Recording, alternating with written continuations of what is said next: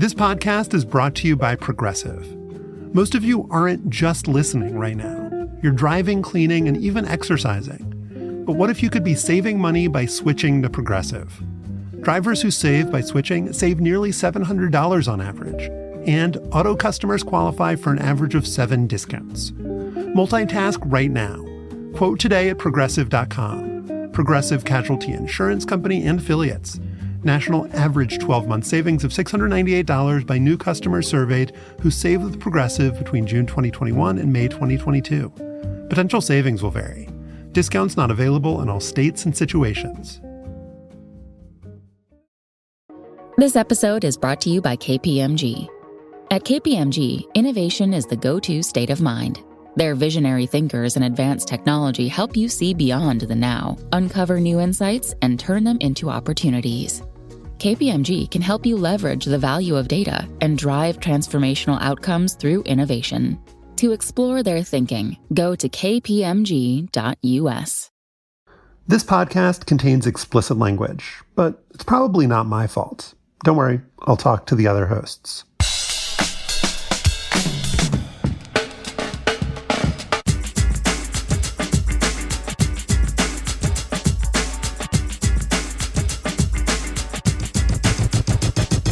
Hi, I'm Josh Levine, Slate's national editor, and this is Hang Up and Listen for the week of March 27th, 2023. On this week's show, The Athletic's Sabrina Merchant will join us to talk about Caitlin Clark's record-setting march to the Final Four. The Washington Post's Chuck Culpepper will also be here to discuss all the crazy storylines and what might be the most surprising men's NCAA tournament in history. And finally, Tom Haberstroh of the Basketball Illuminati podcast will come on for a conversation about what's going on with NBA referees and whether an explosive fight is brewing. I'm in Washington, D.C., and I'm the author of The Queen and the host of the podcast 1 Year. Also in D.C. is Stefan Fatsis. He's the author of the books Word Freak, A Few Seconds of Panic, and Wild and Outside. Stefan, I was disappointed that my plan to watch you freak out about Princeton making the Elite Eight didn't come to fruition, but, you can't win them all. I'll have more to say about that in the Afterball. I look forward to that. Joel Anderson is busy working on Slow Burn Season 8, Becoming Justice Thomas. The Houston Cougars are busy working on, their off-season plans, whatever they are. Sorry, Joel. In our Slate Plus segment, we are going to continue our conversation with Chuck Culpepper, the Washington Post sports writer, about what it's like to go into an NCAA tournament locker room of a winning team and a losing team during March Madness. To hear us discuss that, you need to be a Slate Plus member. You get bonus segments on this and other Slate shows. You get ad-free shows, and you get to support us. Thank you for doing that, if you're doing it. Slate.com/hangupplus to sign up. That's slate.com/hangupplus. There were 2 regional finals in the NCAA women's basketball tournament on Sunday. In the first, LSU beat Miami 54-42 in an absolute brickfest to reach its first Final Four in 15 years. In the second, Caitlin Clark posted the highest scoring triple-double in NCAA tournament history, women's or men's, to lead Iowa past Louisville 97-83 and into its first Final Four in 30 years. Programming note, we are recording this before the other 2 regional finals on Monday night, defending champ South Carolina against Maryland and Virginia Tech against Ohio State. Sabrina Merchant of The Athletic is in Seattle, where she witnessed Caitlin Clark's historic performance. Welcome back to the show, Sabrina. Thank you for having me. So Clark's 41 points, 10 rebounds, and 12 assists blew away the previous modern-era triple-double marks, Sabrina Ionescu's 29-10-12 in 2019, and Dwayne Wade's 29-11-11 in 2003. And she scored more points than Oscar Robertson did when he put up a 39-17-15 in 1963. A maybe even crazier stat, though, is that Clark scored or assisted on 70 of Iowa's 97 points, including 28 of its first 31. What was it like watching her on Sunday, Sabrina? The thing with Caitlin that really pops when you're in person is just how impressive her passing is. The angles that she sees, like you're watching the game, you think you have a good feel for what's happening on the court. You can see 5-on-5, and yet Caitlin just whips the ball over her shoulder, throws a baseball pass down the court, and it's unclear who the target is even supposed to be until the ball gets there. But she just has this vision, and the way that she's able to read the court and feel the game is unparalleled. And you'd think, it's the logo shots when she steps up a couple feet past half court and decides to launch. Like, that's what really gets the crowd involved. But no, the way she just reads the game as a point guard, I think, is really what shines through watching her in person. And I mean, you mentioned it, right? Like, she scored or assisted on 70 of the team's 97 points, which is a record for the women's NCAA tournament. I mean, there were multiple teams in this tournament that did not score 70 points and still managed to win games. Caitlin Clark is single-handedly accounting for that level of production. I mean, I don't think it's possible to overstate just how exciting she is to watch in person, how much she's capable of doing. And I mean, other than the 9 turnovers, like, how could you possibly quibble with what Caitlin was doing last night?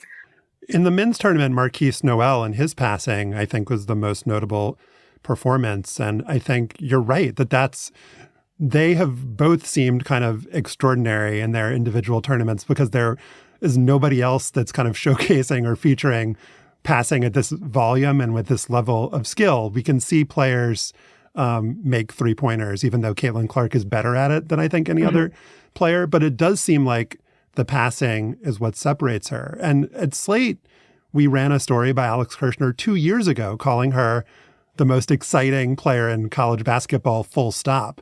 But my recollection 2 years ago was that really was based on her scoring ability.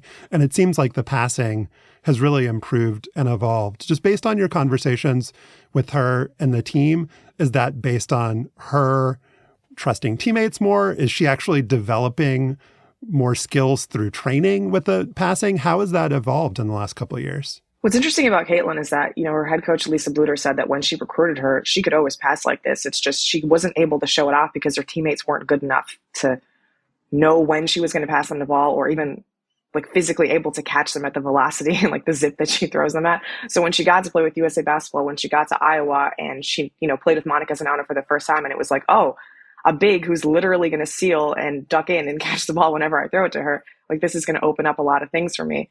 And the fact that she's played with the same starting lineup, this is, I believe, their 90th game that they've started together, that starting lineup of Clark, Zanano, Kenna Warnock, Gabby Marshall, and Kate Martin. Like, you kind of just know each other at that point, right? Like, they all are on the same wavelength. They know exactly what Caitlin's going to do. They practice together all the time, and they've played together for 90 games. So I think it's almost a familiarity more than anything. Like, they all are in Caitlin's brain at all times.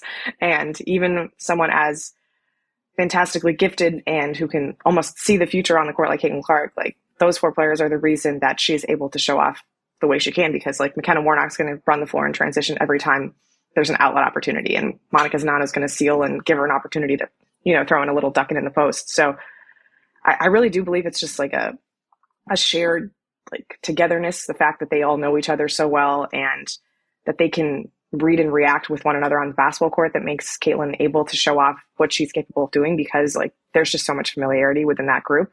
But I mean, like, she was the national assist leader last year too, national scoring and assist leader last year. So it's not like this is coming out of nowhere. She's just a little bit better. Everybody on this team is a little bit better than they were last year. They've all grown together a little bit. They had to go through this awful experience of losing to Creighton on their home court, suffering a game winner at the hands of a former Iowa transfer, in the second round of the tournament when they were expected to maybe play South Carolina in the Elite Eight. So this is a big deal for them to get to the Final Four, but it's also a big deal because of what they had to go through last year. Yeah, you mentioned in your game story on Sunday night that Iowa has the same 5 starters, the same coaching staff, the same offensive system as last year. And we've talked a lot this season, and part of the narrative in the men's tournament is that NIL has reshaped rosters, the transfer portal has reshaped rosters. Here's a team that has remained consistent and is bringing everybody back. What changed for them? They, like you said, they got bounced in the second round in 2022. And you said that there's just a little bit better familiarity. Is it as simple as that? How much better is this team than the one that lost last year, and what's changed? I think they're a little bit more balanced this year. Last year you could kind of zone in on that Clark-Zanano pick and roll combination and dare the other people to beat you. And I don't think that they were entirely comfortable shouldering that offensive load. Like, we saw what happened against Creighton. Sedano got hers. Clark did okay, but nobody else really put up any meaningful offensive numbers in that second round loss. They ended up scoring 62 points, which seems kind of ridiculous when you think about what this offense is capable of. I mean, they put up 97 last night against a very good Louisville team. So part of it is just that the other surrounding players are more willing and able to provide that complementary scoring. I think they're just a little bit tougher. Like Clark, a little bit whinier last year, she can absorb contact a little bit better this year. She's not complaining to the refs as much. She's a little bit more physical. She's put on like 10 pounds. She has put on 10 pounds, exactly. Like she's more of the aggressor driving into the lane at times than she was last year. They're more capable of just bouncing back from deficits. Like, they fall down 8-0 immediately against Louisville in this game in the Elite Eight and just reset, gone is the man-to-man defense. They're playing, a little triangle and two, a little box and one, some zone, for the rest of the game. Defense is obviously never going to be their bread and butter, but the fact that they're able to at least mix up a couple of looks just to throw off Louisville for that iota of time, for them to reel off another 7-0 run or another 11-0 run. Like their offense is so remarkable that they just needed to find the ability to create like just a couple stops here and there. And I think that's what's happened with their defense is they're just slightly more versatile, that they can, junk up the game a little bit long enough for them to go on one of these ridiculous scoring stretches. And, they're just so much more confident in each other. Like this is a very veteran team. They, like I mentioned, their starters have played together for 90 games. They start Clark is a junior, Gabby Marshall's a senior, McKenna Warnock's a senior, Kate Martin and Monica Sedano are both fifth-year seniors. Like they've just been through a lot of experiences together, and that's the best teacher because they've been through every possible type of situation. Like they've been blown out, they've surrendered big leads, they've been upset, and they have the learned experience of how to respond to all of those particular situations. So yeah, they had to go through some crap. I kind of liken it to like, Virginia in the men's side in 2019, like how they had this terrible experience of losing in the first round as a number 1 seed to UMBC in 2018. And then the same team comes back and they know how that experience made them feel and they never want to feel that way again. And that's kind of the vibe you get with this particular Iowa team. You were very fortunate to be in that arena as opposed to in Greenville, South Carolina on Sunday. I watched that game and was rooting for LSU, as I do, and was very happy that they won and very sad that I had to sit through that game. Let's listen to what the winning head coach, Kim Mulkey, said about the viewing experience in an in-game interview. Minutes to get to a Final Four. What do you tell your team to get there now? Make free throws and layups. If I was watching this game, I'd turn it off. Look at that score, would you? That's some bad offensive basketball. It might be something to these balls being too bouncy, but that's some bad ball. Make your layups, make your free throws, play hard for 10 minutes and see what happens. All right, thanks, Coach. You're welcome. You're welcome. You know that you're in for a rough watch when one of the big storylines is that the basketballs might have been overinflated. I guess there could be an inflate gate here. Sabrina, Angel Reese, LSU's star player, put up her 32nd double-double of the season and went 3 for 15 from the field. It was extremely bad. I don't know. Here's how bad it was, Sabrina. Josh texted me in the middle of the game and asked if this was the worst game in any sport ever. Yeah, I mean, I feel very fortunate to have been in Seattle last night. My colleague, Grace Rayner at The Athletic, who happens to be in Greenville covering the tournament right now, she texted and asked if, any of the players here had mentioned anything about the balls being overinflated. And I was like, I don't think anybody has had any problems with the equipment that they have been handled. They seem to be scoring just fine at this level. But yeah, I mean, I guess in that situation, there's always two ways of looking at it. Like, is it great defense or is it great offense? And, like I think back to that UConn Butler men's national championship game, and like there are just some bad games. Like we can just call a spade a spade. Like that was like an unpleasant game to watch. LSU is one of the top 3 or 4 highest scoring offenses and points per game in the country, and Miami is a good defense, but they've also played some nice like 70 to 68 games in this tournament. They don't all look like this.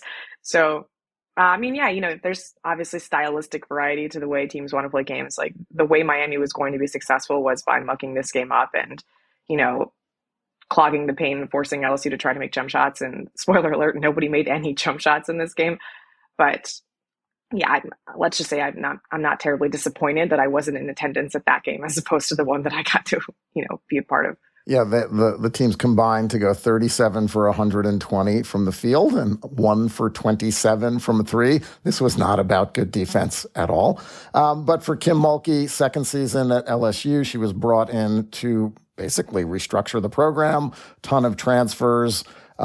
She is taking the Tigers back to the Final Four for the first time since 2008. Kim Mulkey is a complicated figure, and one thing we've talked about before is the way this LSU team seems to be behind her in 100%. They love her and they praise her constantly.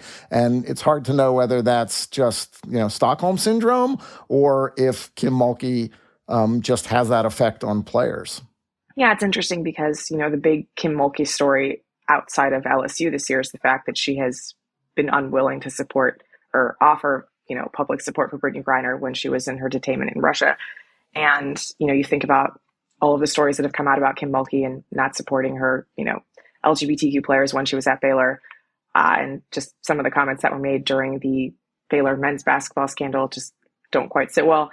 And yet there is that dissonance of players just really going to bat for her. Like Angel Reese specifically sought out LSU in the transfer portal because she knew Kim Mulkey was going to support her and enable her to expand her game. You see alums like Taya Cooper just completely going to bat for Kim. The way Alexis Morris was kicked off of the team at Baylor under Coach Mulkey, transferred to a couple other schools, and then made her way back to LSU to play for the same coach who, again, kicked her off of her team because she wanted to play for her again.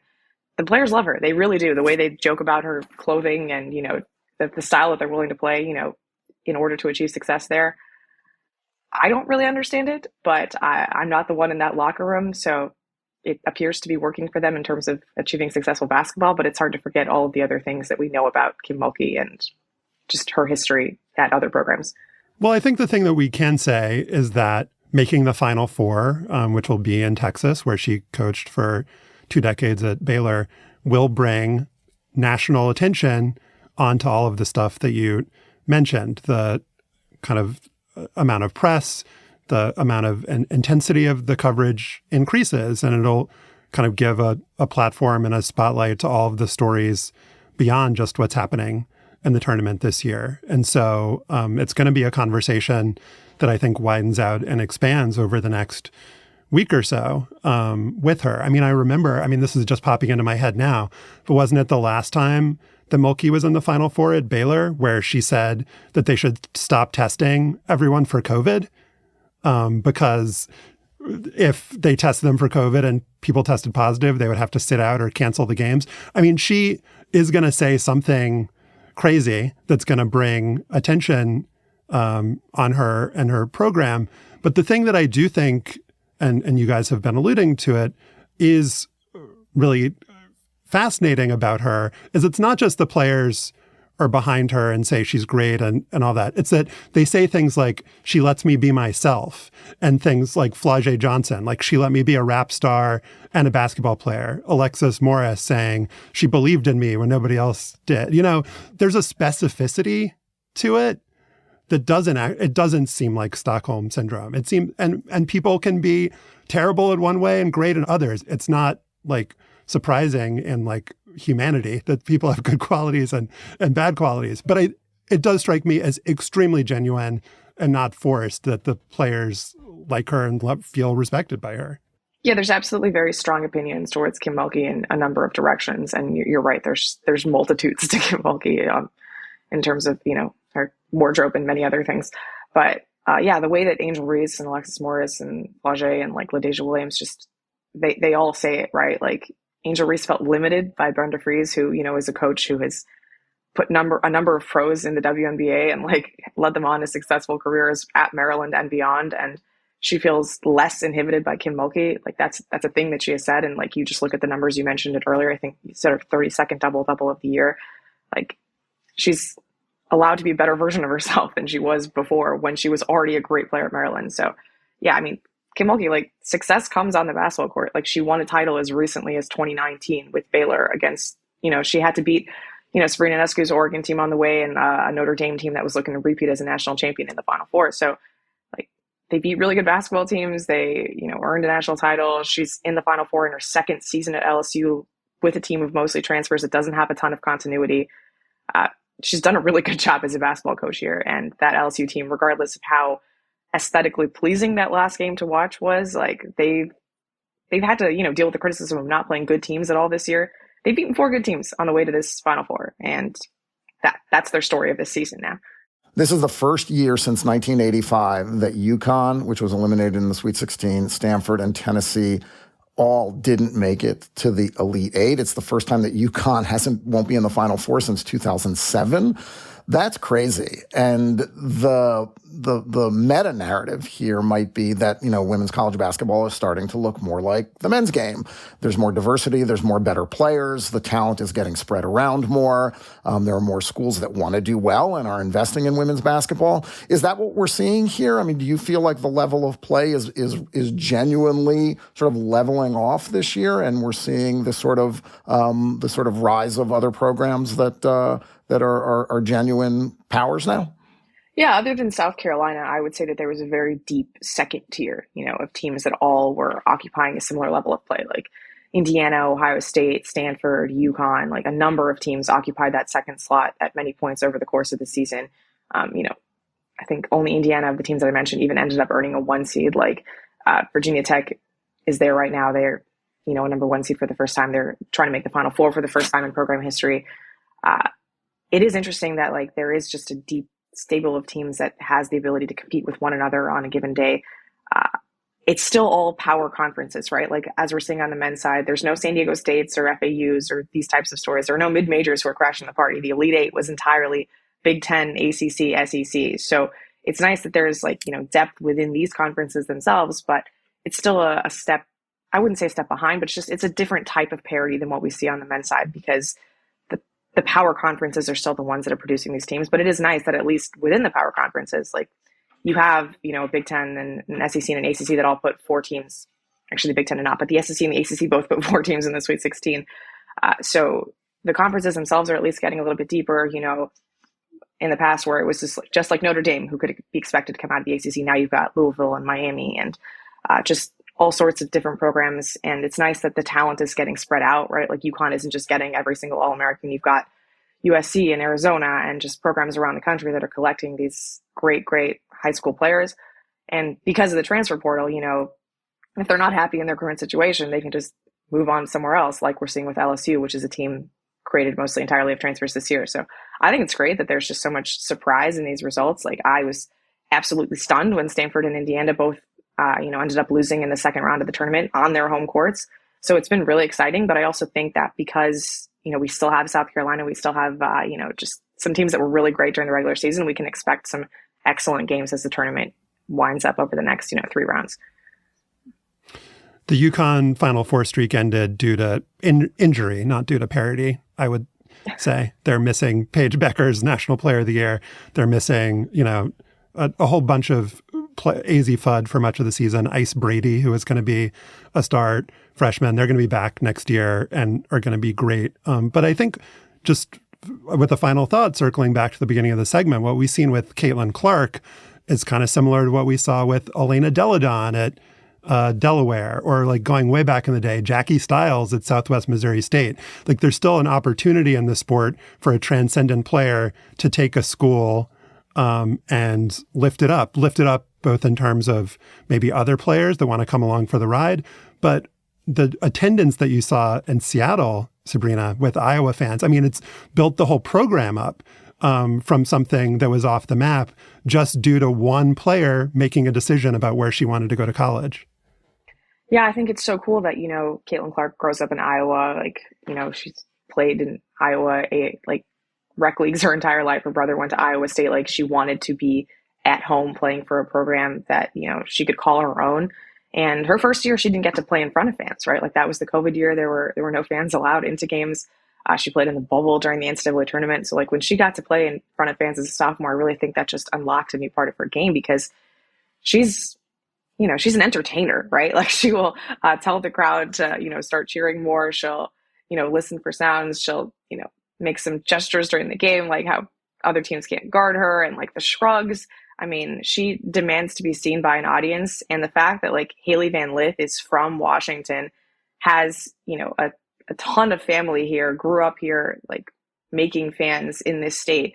And their fans were absolutely dwarfed by the Iowa fan size in the building in Seattle last night. It's just a testament to the fact that like Caitlin Clark and Iowa have created just a monster of a program over the last 3 years.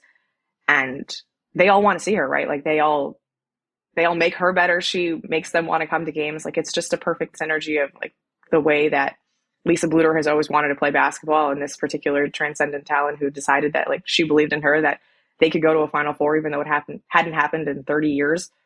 But she made it happen. Like, you know, like you mentioned, like Elena Deladon never got to go to a Final Four. Like Kelsey Plum made one Final Four. I believe Jackie Stiles did too. But like, you know, this is like her next moment to figure out if she can be just a little bit better than those players, right? And it's interesting because they've gone so quickly from, oh, like this plucky little kid who played some U19 USA basketball games to like, oh, this is the team that everybody wants to beat in Iowa. And that transition has happened so quickly. The Final Four games will be on ESPN. The national title game is going to be on ABC, which hasn't happened in almost 30 years. Viewership is up for the entire tournament by a lot, and there's pressure to negotiate new media contracts that reflect all of that. So those are things to also be looking out for as the women's tournament wraps up next week. Sabrina Merchant covers women's basketball for The Athletic. Great to have you on the show, Sabrina. Thank you so much. Thank you. Up next, Chuck Culpepper of The Washington Post joins us to talk about the men's tournament.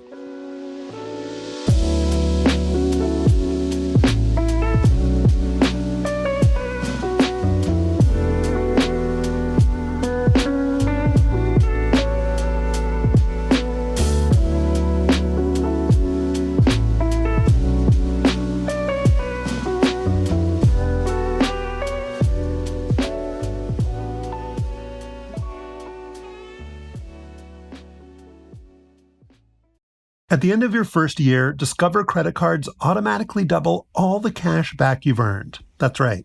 Everything you earned doubled. All the cash back from eating at your favorite soup dumpling restaurant doubled. All the cash back from that trip where you sort of learned to snowboard also doubled. And the best part, you don't have to do anything ridiculous to get it. Nope, Discover does it automatically. Seriously though, see terms and check out for yourself at discover.com/match. Last year's Final Four featured Kansas, North Carolina, Duke, and Villanova. 4 Blue Bloods with a combined 18 national titles and 61 Final Four berths. This year's Final Four, well, it almost included Kansas State. Instead, we have Florida Atlantic out of Conference USA, San Diego State from the Mountain West, Miami from Miami, and the UConn Huskies, a number 4 seed, whose 5 previous Final Fours and 4 national titles account for every Final Four and title accrued by this group before this month. Joining us now is Chuck Culpepper, who was in Kansas City this weekend to see Miami take down Texas. Chuck, welcome back to the show. Thank you so much. Good morning. The game you watched on Sunday was the final one of the weekend, and in many ways it was classic March Madness. You had an underdog down double digits. They staged a furious comeback behind some clutch shot making and helped by some not so clutch non-shot making on the other side. But in the context of this tournament, it also felt like a final absurdist touch in a tournament that's maybe been the most absurd ever. So what was your takeaway watching on Sunday? Did you feel like you were looking at something familiar or something utterly bizarre? Well, so anyone who had walked into the Texas locker room at all had probably fallen in love with that team. I wanted to be on the team after a while. It was so delightful in there, and there was such cohesion, and they had really forged something out of a difficult year. So to see them get all the way to this moment where they led by 13 points with 13:29 to go and by 12 with about 10 minutes to go, and then have it unravel was bizarre. And it was especially for a team that just seemed as rock solid as they did. And their offense just suddenly kind of ground down. Now you have to add in that Miami began to defend and rebound and play at an extraordinary level. So, but yes, it did feel like this one extra punch that the madness had this March, that you think at some point it runs out of them, but it seems not to be able to run out of them this year. No, and it's been from the jump, Chuck. We had a 16 beating a 1. We had a 15 beating a 2. This is only the third Final Four without a number 1 seed. It's the first Final Four without a 1, a 2, or a 3 seed. In watching the games over the last few weeks, and you've been hopscotching around the country and around regions covering the tournament, are you detecting any sort of pattern? Do you have an explanation after these first rounds about why it's been so crazy? At some point over the weekend, I was saying they should just start the thing over, because it's been great fun, but it would show you that if they did start it over, it'd be a whole new set of winners, and that's how capricious the whole thing is. But I would say that while college football seems to be shedding what parity it had, TCU accepted this past year. I get that, but in general, college basketball just seems to be spreading with capable, programs who can do things like Florida Atlantic has just done, and go 35-3 and be a legit Final Four team. San Diego State, even Miami, you could toss in there this is its first Final Four. I think just more and more people playing seem to be capable of what's necessary to do damage to the familiar kingdoms that we've been used to seeing for so long. Yeah, as I mentioned in the intro, last year's Final Four is evidence that what we saw this year and the level of parity is not inevitable, but it is possible. And I guess the question for all of us is, let's look back at 2006 with Jim Larinaga leading George Mason to the Final Four. I remember that. It happened here in D.C. as this moment that felt shocking and wonderful, right? You had the players jumping up on the scorer's table. You had a UConn team that George Mason beat that was full of stars and high major players. You had the coach, Jim Calhoun. He had led them to Final Fours titles and so forth. And it felt sui generis. It felt extraordinary. And we have Larinaga back leading Miami to the Final Four this year. He's kind of obviously proved that he's an amazing coach. It's an amazing collection of players. Any team that makes the Final Four, you're going to have wonderful stories of the coaches, the players, and how they got there. But it doesn't feel as special or as magical. We've had St. Peter's, we've had, VCU, we've had all of these teams over the last, decade or so. We've had Butler, obviously, a couple times. So does it feel to you, Chuck, as somebody who's been following this, different, less magical, less extraordinary? Or do you find the charm and the wonder and the whimsy every time a Florida Atlantic makes it this far? I'll tell you one thing that makes me think about is it less whimsical and joyous when there's a whole lot of it? Do we like it when it's just one, like Loyola and Sister Jean in 2018? Is it harder? There's so many that we forget them now. Yeah. And a lot of it at the same time this year.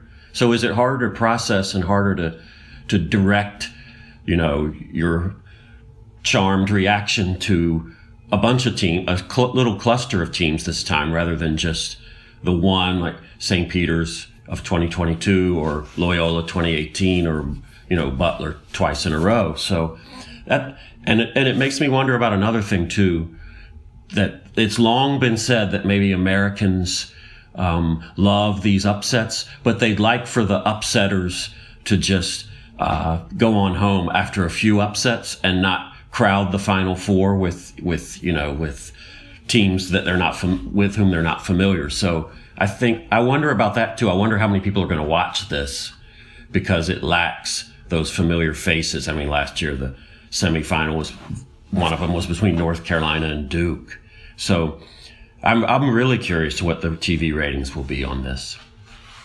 Or should we just not care about the TV ratings and sort of revel in it and get used to this? I mean, if this is the way that this sport in particular is going to proceed, then we're going to have to adjust as fans. And there's a lot of evidence that it is going to be that way. NIL has certainly contributed to this Final Four being reshaped. The way Miami has both acquired and retained players who are instrumental in their crazy run.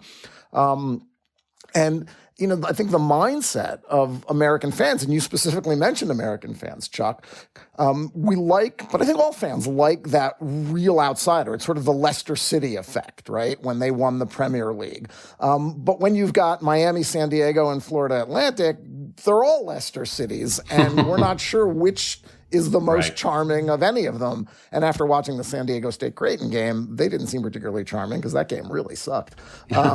So I don't know, I think we're going to have to come to some sort of rationalization about how the process of men's college basketball is changing, and that this could become something that we're going to see year after year after year now.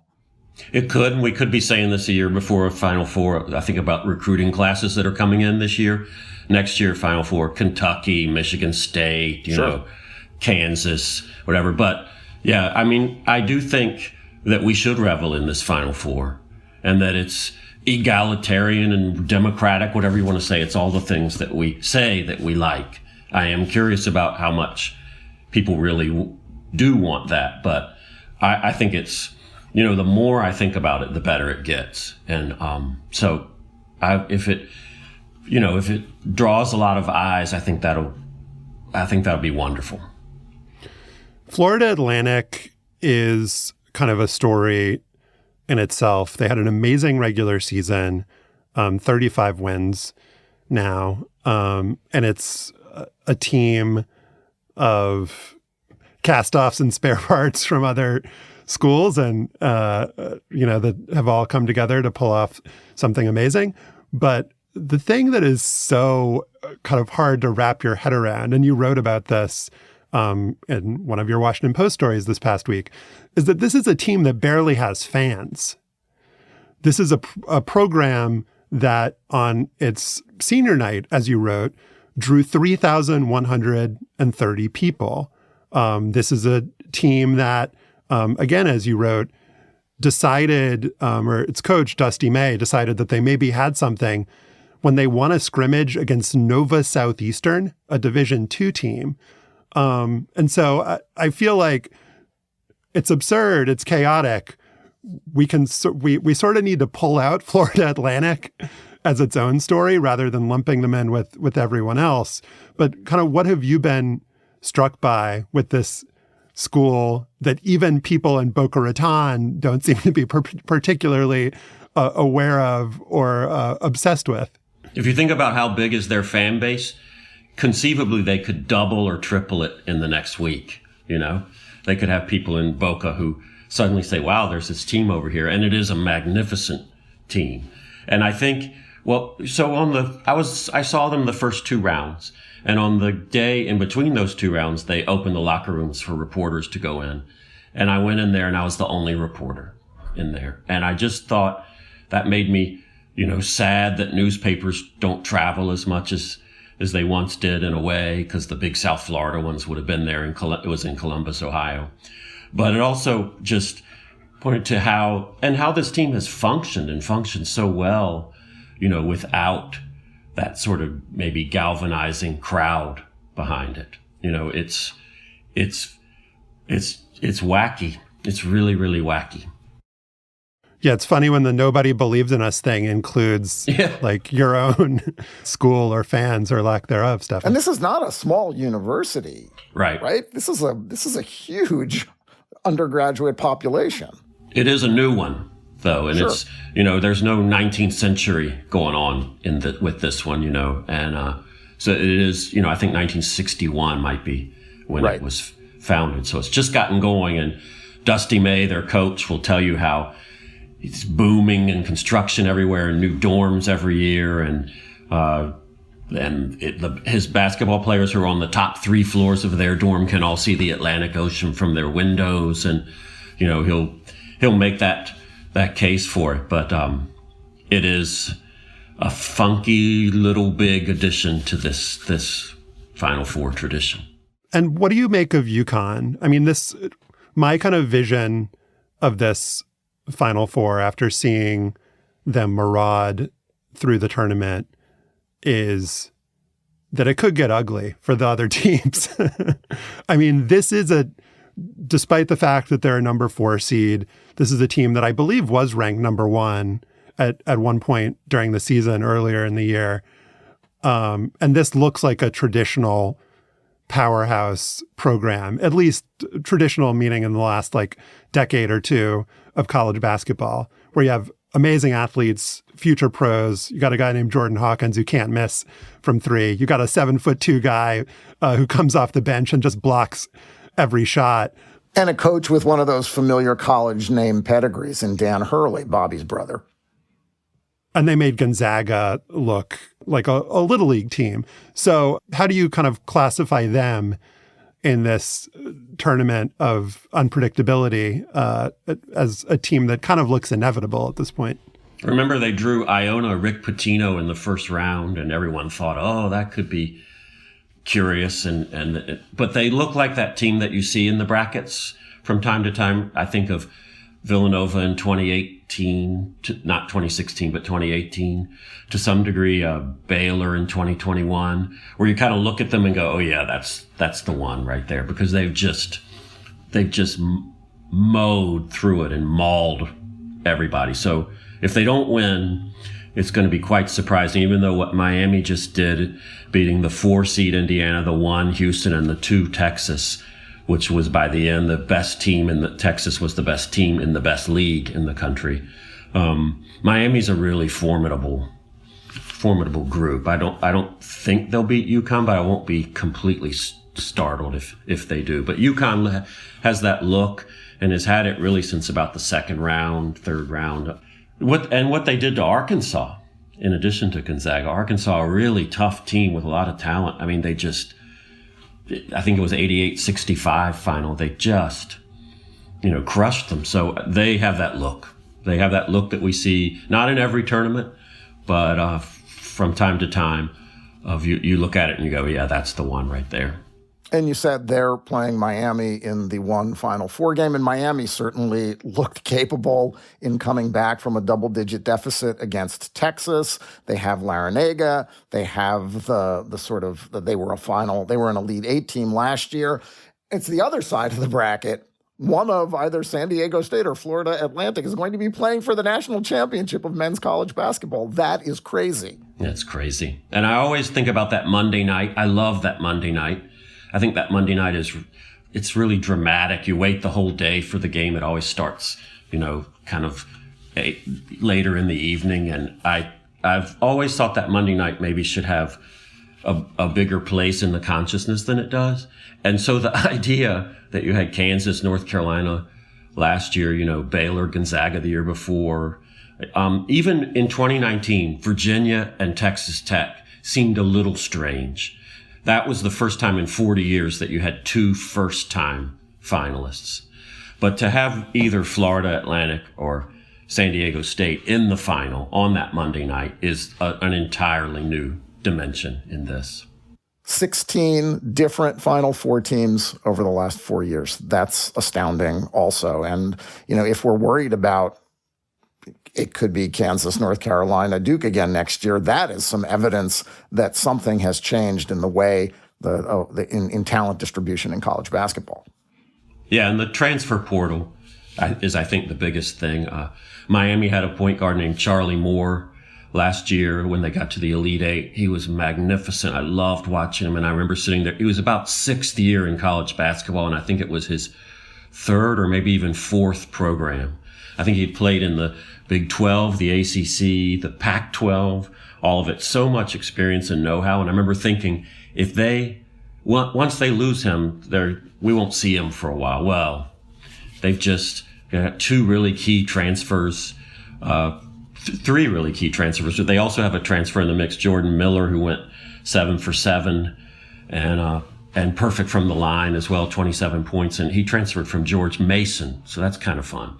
But it just changes the way you can put together your teams, and the idea they got right back. They were the only program in the Elite Eight in both 22 and 23. And, all these teams have benefited from it to some degree. So it changes the way we think about the structure year to year. And it makes that kind of thing of 16 Final Four programs in 4 years even more possible. Chuck Culpepper is writing about the tournament and writes about a whole bunch of other things for the Washington Post. Chuck, thank you for joining us. Thank you so much for having me. Thank you. Up next, Tom Haberstroh of the Basketball Illuminati podcast on the freakout about NBA referees.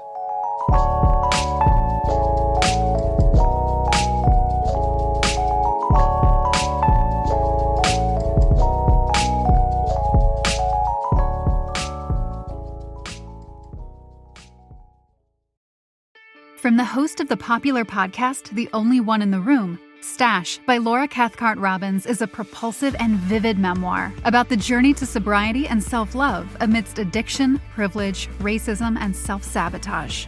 Best-selling author Holly Whitaker calls it an irresistibly delicious story, and MacArthur Foundation fellow and best-selling author Kiese Lehman says Stash is emotionally riveting. Buy Stash by Laura Cathcart-Robbins now, wherever books are sold. Looking to start a business? You'll need a registered agent to receive legal notices and documents on your behalf. Look no further than Universal Registered Agents.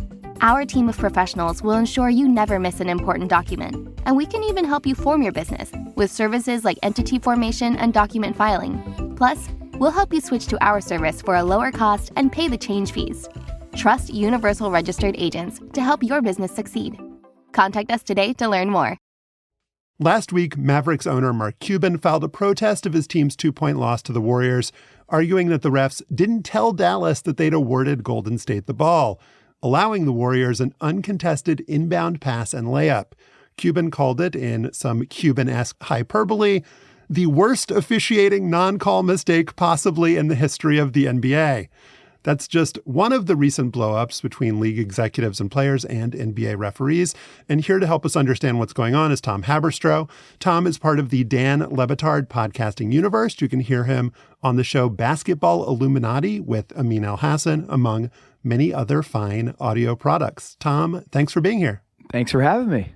Mark Cuban complaining about the refs is a story as old as time, but it does seem like the level of vitriol directed toward the referees from all over the league this year is really high, higher than usual. Do you agree with that? And if so, what do you think is causing all of this public outcry? Well, first of all, I think social media has a big influence on this, is that now as soon as a player gets ejected, a clip will go viral about that interaction. And it's just passed around and aggregated instantaneously. That didn't happen 10 years ago. There was no TikTok. There was no Instagram Live, as we saw with the Ja Morant story. A lot of these things that are happening now that are being controversial and grabbing headlines is because of social media just accelerating and putting a lot of eyeballs to it. So that's one. Second is betting. The world of gambling has given a lot of people voice to criticize officials in a way that I don't think we had before. So like Kyrie Irving spoke about this the other day.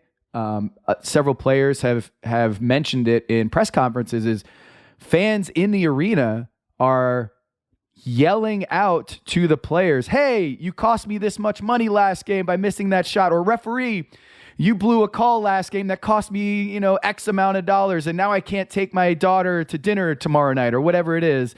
And yes, betting has always been in America, but it's been below ground. It's been underground. And now, because of the legalized gambling at the federal level, fans are now feeling, an agency that they didn't have before to criticize officials openly and criticize players openly. And so all the referees and players and coaches are under a lot more pressure now and a lot more scrutiny now than they ever have before. And so I think that's kind of tightened the screws on all of the dynamics between referees and players and coaches. Josh mentioned Cuban. And he's been doing this since he got in the league, more than 20 years now. It has been a very consistent pattern, and not much different, honestly. I think last week's outburst, even with the hyperbole, than some of the things he said before. You mentioned sort of media attention and social media in particular and gambling in particular. Is there a sort of growth effect, though, Tom? Sort of like once it becomes more accepted publicly to start complaining, then more people will complain, and therefore the perception gets solidified that there's something wrong with refereeing, or is refereeing worse for some reason? So there's a few factors there. One is refereeing, from what I can tell from talking to those inside the league, refereeing is getting younger. A lot of the older guard of NBA officials, the Joey Crawfords of the world, Kenny Mowers, faces that if you've watched the NBA over the past 20, 30 years, you'd recognize them. They're no longer around for various reasons. Interestingly enough, like one of the top officials moved into the NBA group managing the referees, Monty McCutcheon, a few years back. So they pulled one of the best referees off the floor and then just zero-sum game. When you pull a really great referee off the floor, a younger referee or a new referee has to be added to the staff. And so there's this almost like cycling that happens with the referee corps. And there's a lot more analytics on referees at the league level that they're being graded on every call, which adds to a lot more, I think, stress among officials. So what they used to be able to do is, hey, if you missed a call, you might do a makeup call later. But now a missed call, 2 wrongs don't make a right, and they're getting graded against that. And so then if they don't do the makeup call, then they're hearing it from the other coach, right? Hey, man, you screwed that call over there. You're not helping me back over here. And you get these, a lot more tension and animosity with the coaches that way. So there's that. And there's also this thing where, Mark Cuban has been fined over $3 million by the league for calling out the officials. In his career in the NBA, not this year. Correct. He's been fined $3 million over his, as the head of the Dallas Mavericks. He's time and time again tried to reform how referees are being graded or how they're being assessed or how they're being promoted, how they're being trained, how they're being hired. And he's at wit's end. And to this most recent one, what's interesting to me is as people speak out about this, it kind of adds to itself and almost grows exponentially from there. Fred VanVleet just called out in a profanity-laced tirade on an official, and he only got fined $30,000. And to an everyday American, that's a lot of money. But to Fred VanVleet, Toronto Raptors All-Star, that's the equivalent of a $100,000 salaried person being fined $100. Okay, so he was fined $30,000 for calling out an official by name and saying that he's, crooked or whatever it was. Essentially, other players after that said, hey, I'm not going to speak so directly, but you can go read Fred VanVleet's comments. And that's how I feel about the officiating in today's game. So the players are almost stamping Fred VanVleet without getting fined, but 2 players were just ejected recently, and those 2 players happened to be the ones who said, hey, go listen to Fred VanVleet. I agree with Fred VanVleet. And then a few days later, they were both ejected from games. I'm not saying that's why they were ejected,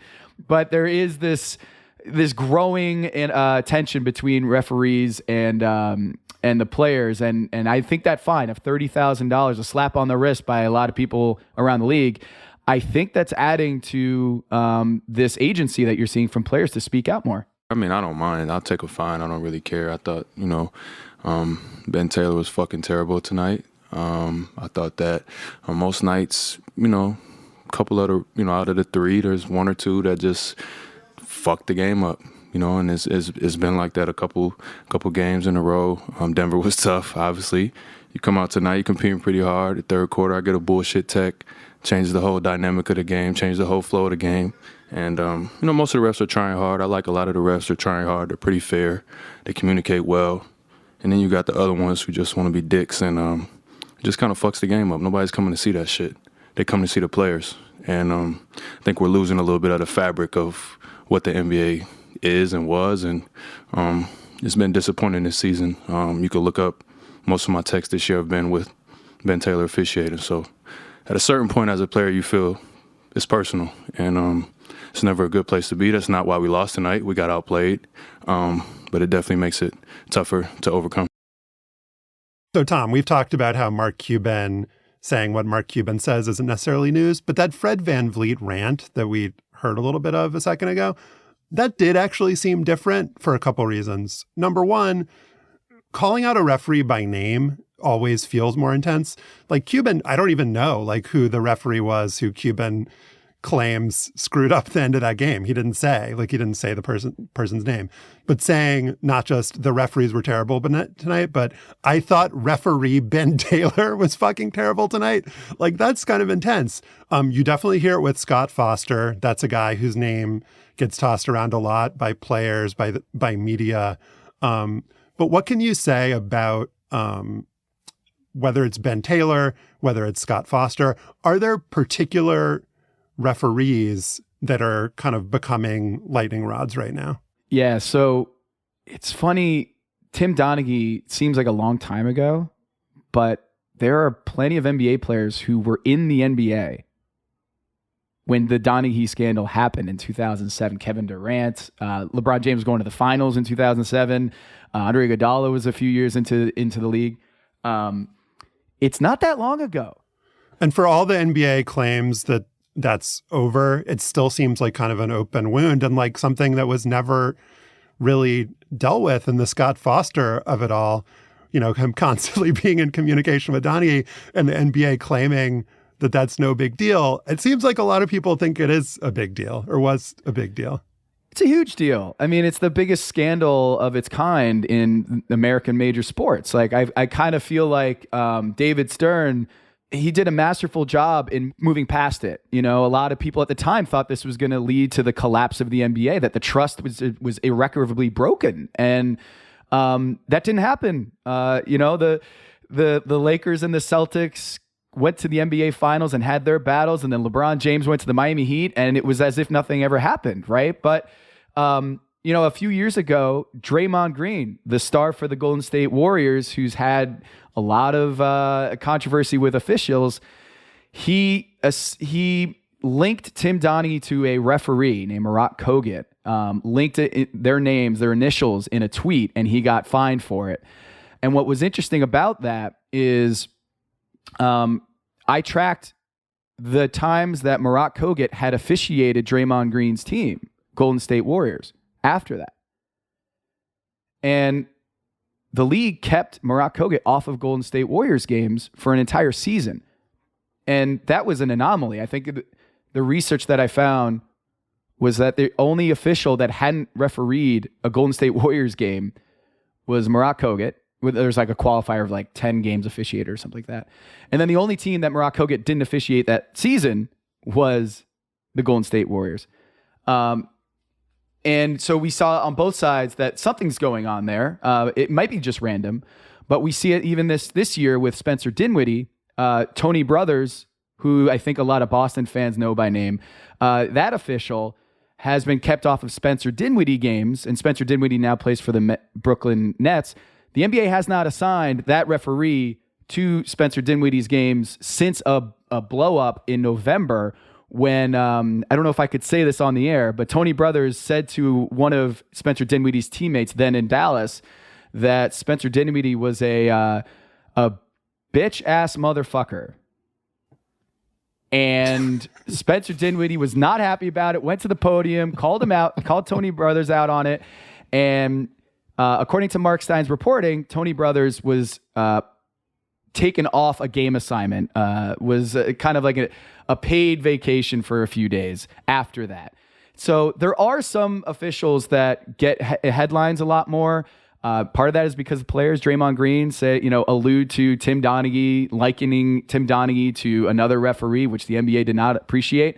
But they're being more vocal about it now. And we're not even at the playoffs yet. We're still in the regular season in the NBA. And so I think we're in a dangerous path here between the trust of the players and the coaches and the referees. Yeah, it's a dangerous path, and it's more vocal. It's more blatant, right? I mean, if if Fred VanVleet feels empowered to go on a personal expletive-filled rant about a ref by name, and Luka Doncic in the game that Mark Cuban went off about made a money gesture at the ref during the play in question, implying that he's on the take, I guess. That's just more, that's just more brazen, right? I mean, to the point that there are people that feel that this is not a good thing, the trend here. Jeff Van Gundy on Zach Lowe's podcast, The Low Post, last week, complained about the abuse that refs are seeing. And Jeff Van Gundy, of course, a former coach who had his share of yelling at refs during his career. What's the concern if this escalates more? You talked about Spencer Dinwiddie and refs not getting assigned to particular players. Who's getting the sort of punishment here, the ref or the player? It's a weird dynamic where nobody seems to be in a particularly good place. Yeah, and also the fan. If the fan doesn't feel that there's trust with the system, with what they're watching, they're going to lose viewers, I think. They could potentially lose fans who just are like, you know what? I don't feel like this. Luka Doncic, one of the biggest stars in the NBA, is suggesting that the referees are on the take. That lends credence to fans, as old as time, thinking that the league or the referees have it out for them, right? So at a certain point, and I've seen it on social media, but you see everything on social media. I've seen it there where fans are like, yeah, I used to be a big NBA fan, but the referees, it's the final straw. I can't take it anymore. I can't watch it anymore because it's all rigged. It's all, they're pulling strings against my team. But I do think that there is something to be said for transparency, and that there's this kind of mystery about officials and how they are disciplined or how they are getting assignments, how they are getting promoted to the playoffs. Why do certain NBA officials get promoted to the playoffs and others don't? How do they get selected to move on in the postseason, and how do they not? So like the Tony Brothers example, it's kind of that's shrouded in mystery. Was he disciplined by the league? Was he not? Right. Should we know those things? Should we know that an official was disciplined by the NBA? Should that be public information?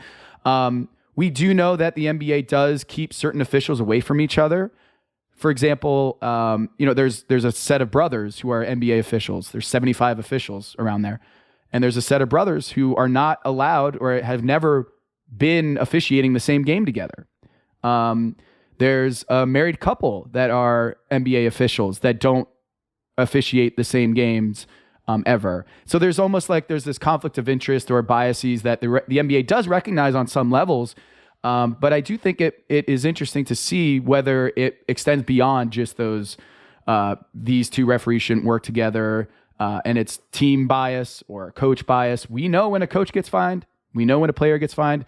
We don't know too much about referees when they get suspended or disciplined. And I'm wondering if we're getting to a place where Adam Silver just looks at the transparency and the trust with the fans, says, all right, we need to kind of pull back the curtain a little bit more. Well, you recently were talking about Ben Taylor and looking at him having been a crew chief or not, and whether that might be an indication of whether he'd been demoted. The Daily Mail actually aggregated you and said, Haberstroh walk back claim that Ben Taylor was demoted after Fred VanVleet remarks. So I'm curious about your thoughts there, but also the kind of bigger picture thing here is you can't actually know whether Ben Taylor was demoted or not. And so you have to look at these kind of secondary indicators or like the shadows in the cave or something to get a sense of what the NBA is or isn't doing. Yeah, so that was a radio hit I did last week with Toronto. And this is how media works now is it wasn't a national, I didn't write a column, it wasn't a national story until the local radio station in Toronto posted a video clip of me talking about the Ben Taylor situation. And I explained at length what I was talking about is social media, baby. It's part of the reason probably when you brought me onto the show today. So you know what? I can't knock it too much when it got aggregated by NBA Central, which is this huge, like millions of followers, I'm guessing, NBA aggregating site that, of course, that interview I did was living in the ether for 24 hours before it got caught in the whole social media zeitgeist. And I just eventually was aggregated. The referee union tweeted out that it was completely false. This assertion that Ben Taylor was demoted. They claimed that I misspoke or I wasn't getting it right. And they said that he is actually frequently the referee, meaning the secondary role in a 3-person team on a game. I have a different definition of frequently, because Ben Taylor, before that rant where he called Ben Taylor fucking terrible, he was the crew chief, the lead official in 19 of his previous 20 games. And then after that rant, he was moved into the secondary role in 4 of the 5 next games. I'm not a statistician, but 19 out of 20, that's a lot of crew chief roles. And they were saying he was frequently not a crew chief. And I disagree with that. So it's semantics, really, Josh. Like, what we're arguing here is I said demoted in his assignments, and they took issue with the word demoted. I understand that. Maybe I should have said downgraded in his assignments. But the fact remains that Ben Taylor was not the crew chief a lot more often than he was before. And so I noted that, and they got very defensive about it. And if you look at the mentions on that tweet from the NBA referee union, I don't think it achieved the effect that they were looking for. They were actually more mad that he was not disciplined than the alternative. My concern here, Tom, in going too far in restraining players and owners from criticizing referees is that it's really entertaining. I mean, have we had a sort of better, more fun moment this season than Patrick Beverley bringing a camera onto the court to point out the missed call against LeBron James in the closing minutes of the game that caused so much consternation a couple months ago? I mean, it is part of sports, right?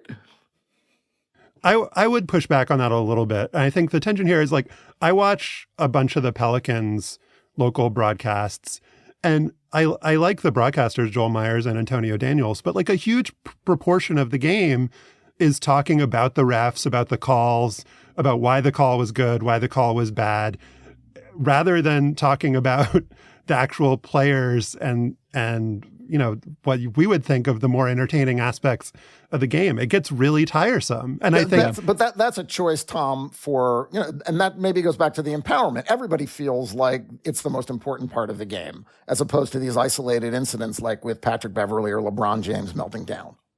Right. And I think what's interesting to me about this is that years ago at ESPN, when I was a magazine writer there, I would like talk to players or coaches or executives and whatnot.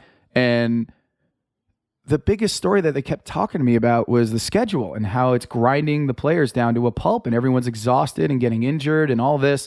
And no one was writing about it. And so I was like, why is everyone just kind of like dancing around this issue of player injury, player health, and the schedule in 4 and 5s, back-to-backs? And started writing about it. And it surfaced a growing complaint within the league that it is a huge topic in league circles, schedule and all that. And refereeing was right up there. Is that, yes, Joel Myers and Antonio Daniels are talking about this on the broadcast. It's probably because when they talk to coaches and players, that's what they talk about.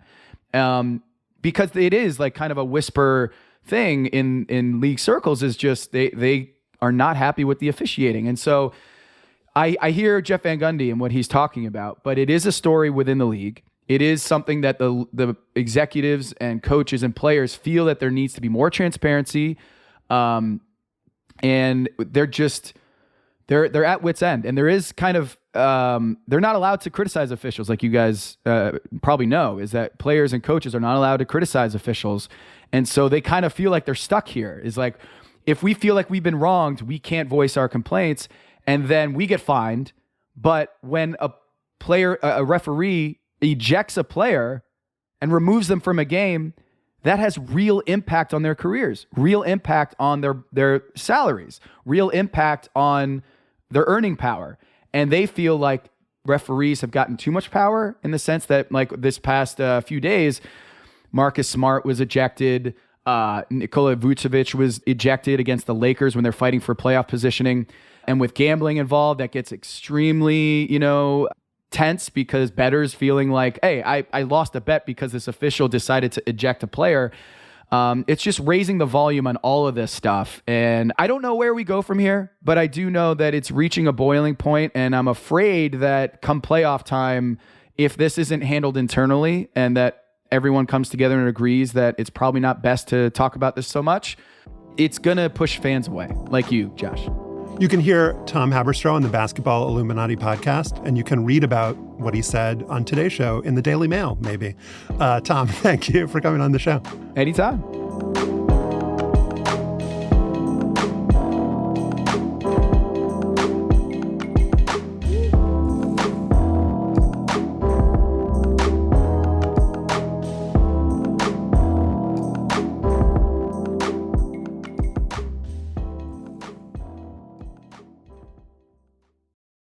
This episode is sponsored by State Farm.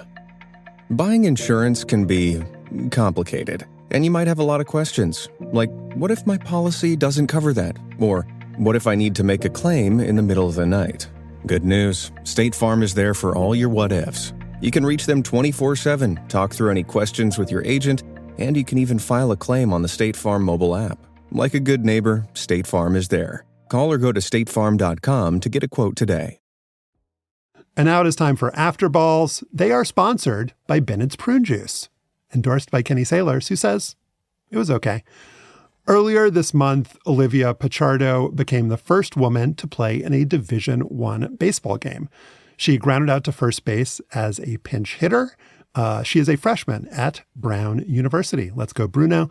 And back in the fall, became the first woman to make a D1 varsity roster.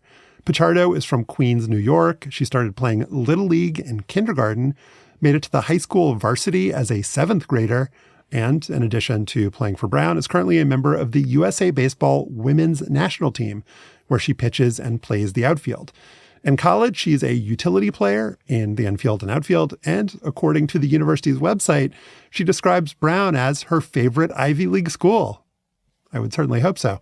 Stefan, as you know, Olivia Pichardo is not the first baseball pioneer at Brown. You wrote a story for Slate, along with Peter Morris in 2014, about William Edward White, the first Black player in Major League history. He was on the Brown baseball team in the 19th century. Yeah, Brown. In addition to being, and Brown also is your alma mater. My daughter is currently there. Clearly, Brown, the place to go for sports milestones. Do we know if Olivia Pichardo has Scrabble skills? Could we suss that out? I can ask my daughter. Maybe she can reach out to her and they can play a game. Stefan, what is your Olivia Pichardo? Well, as you mentioned at the top of the show, Josh, Princeton, thank God, lost to Creighton in the men's Sweet 16 on Friday. We watched the game together. I was extremely relieved. The final score was 86-75, and I kind of wish it had been 186-75. Good for you, Princeton. You had your fun. Go back to your stupid eating clubs. I have very few pure hates in sports anymore. Mexico against the United States in soccer, England when that happens. The Red Sox animus lies dormant like a virus ready to spring to life. But loathing Princeton with every fiber, that's my true vestigial sports organ. 4 undergraduate years, 4 decades ago, in the Penn student section, screaming, "Sit down, Pete," and Princeton's boring. It's Duke Carolina stuff. To hate like this is to be happy forever, in the great title of Will Blythe's book about that rivalry. And to be clear, Penn is Carolina and Princeton is Duke. As I've documented before, bidding farewell to Pete Carrill after the Princeton coach's death last year, after they beat Arizona in the first round and Missouri in the second, the problem with Princeton isn't that they're good. It's that they and the narrative around them are insufferable. Penn hated Princeton before Carrill, but because of him and the Ivy League brand name, Princeton was and remains defined as some sort of basketball Lake Wobegon. Carrill's narcoleptic, ball-controlling, and backdooring offense confounded dumbass giants like Georgetown and UCLA and enabled a willing media to erect the enduring fiction that one of the most exclusive, privileged places in America, a university with a twee neo-Gothic campus founded in 1746 that has an acceptance rate of 5.5% and an endowment of $40 billion, embodies underdog grind and wile. You couldn't swing a dead tiger during Princeton's run to the Sweet 16 without hitting the narrative. Behind the sliding black partitions stationed to ward off prying eyes, the Princeton men's basketball team is working on fundamentals, a lead in an athletic feature went. Defensive stances, slides, high hands, the sort of thing reserved for October at most places, but seasonal mainstays here, where the little things always matter. Poke my eyes out with a rusty fork. It doesn't help that Princeton and its league only encourage this BS. Instead of doing the right thing and offering athletic scholarships, the subject of a new antitrust lawsuit that I discussed a couple weeks ago, the Ivies perpetuate the myth of their and only their principled amateurism. Thank you, Tigers, the league tweeted in all caps after Princeton lost to Creighton, for a ride that captivated the country and reminded everyone what Ivy basketball is all about. All about being slightly worse than other mid-majors because it sanctimoniously won't allow a few full scholarship basketball players who would be just as smart as current players, only better at basketball.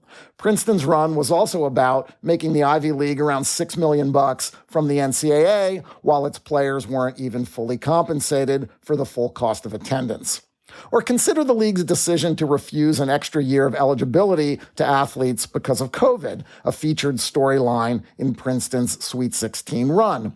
The Athletic piece judged it remarkable that no one transferred during COVID. Yes, remarkable that a bunch of 1- and 2-star recruits on a team that had finished third in the Ivy League in back-to-back seasons decided to stay at, checks notes, Princeton University. Instead of questioning the Ivy's short-sighted COVID policy, though, Princeton fed the Ivy talking point that the restriction was for the greater good. Princeton, we're about the growth of the student-athlete over the 4-year process, head coach Mitch Henderson said before the Sweet 16 game. We expect them after senior year to be able to go out and make pretty serious contributions in their communities.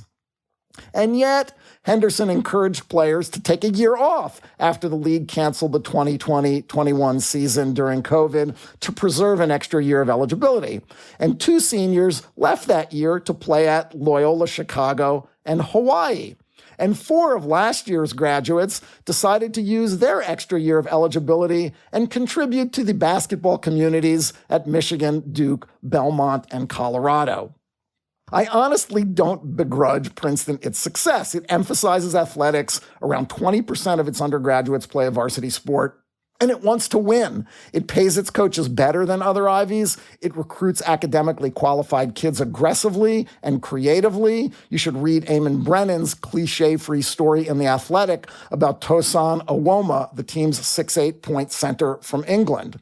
So yeah, my hate right now is rooted a little in envy. Princeton is currently doing basketball better than Penn, winning 8 of the last 9 men's games and 11 of the last 12 women's ones, and I want that to change.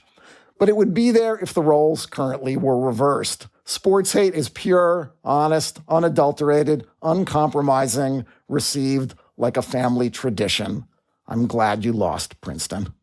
I honestly don't begrudge Princeton their athletic success. Is maybe the least honest thing you've ever said on this show. I really don't. I envy it. They deserve it. They do this shit better. They care. They spend money. I want us to spend money too. Us being Penn. Can you read that Mitch Henderson quote again? About the serious contributions? Glad to.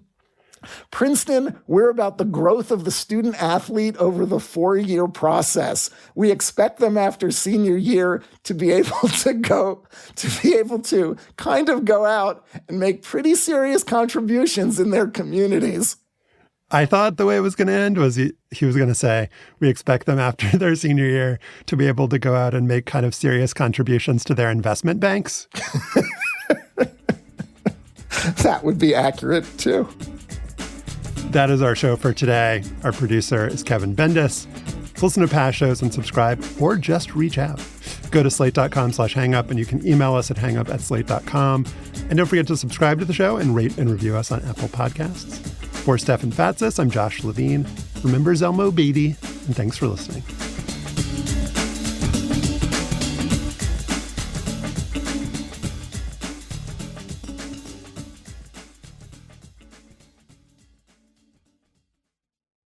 Hey everybody, it's Tim Heidecker. You know me, Tim and Eric, Bridesmaids, and Fantastic Four.